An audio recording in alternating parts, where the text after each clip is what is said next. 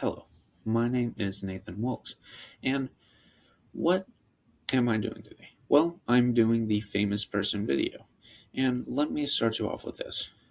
Imagine making one of the most respectable and known theories in the scientific community and not being as well known or recognized for creating it, even though you helped to make it. I'm, of course, talking about natural selection. Of course, everyone can name who specifically made it, Charles Darwin, the father of natural selection. But what is less widely known is the person who helped make him what he is today and presented the theory at the same time. His name is Alfred Russel Wallace. And who exactly is he? Well, apart from the natural selection, he also is the father of biogeography and made a lot of contributions to the scientific community, and it wouldn't be the same without him.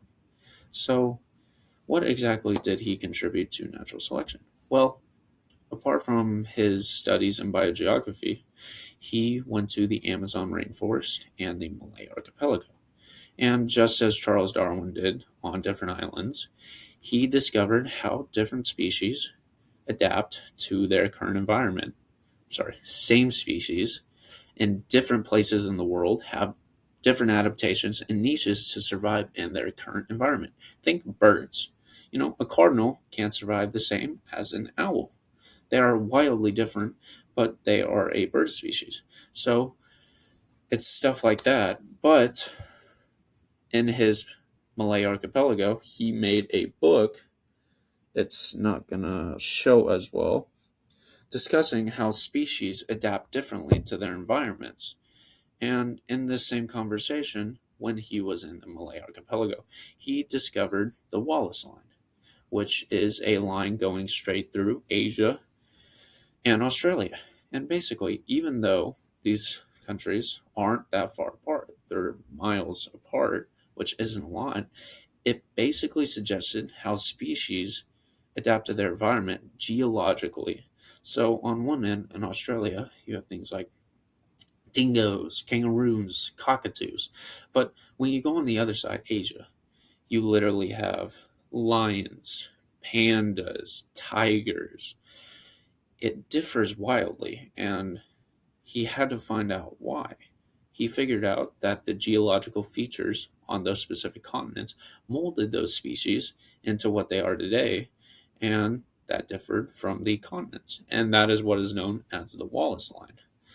And in 1858, Charles Darwin and Alfred Wallace came together to discuss their findings on natural selection, both figuring out that they had made the same realization, but they came together and at the Linnean Society of London both discussed their findings, and they both became wildly popularized as discussing that. But Charles Darwin became a lot more popular on his book An Origin of Species. And this was his more known stuff, was going to different islands and discovering how finches have different beaks to adapt to their environment. And this was used as a peg to put Charles Darwin above Alfred Wallace because his was more easy to understand than Alfred Wallace. But Alfred has made his own contributions, not only to biogeography, discovering the Wallace line, but he also made contributions to natural selection, helping Charles Darwin to invent the idea as we know it today.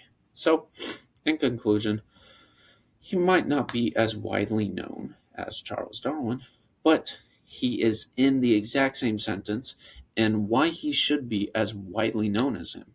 He helped pioneer biogeography as we know it and helped discover why geological features mold a species into what it truly is.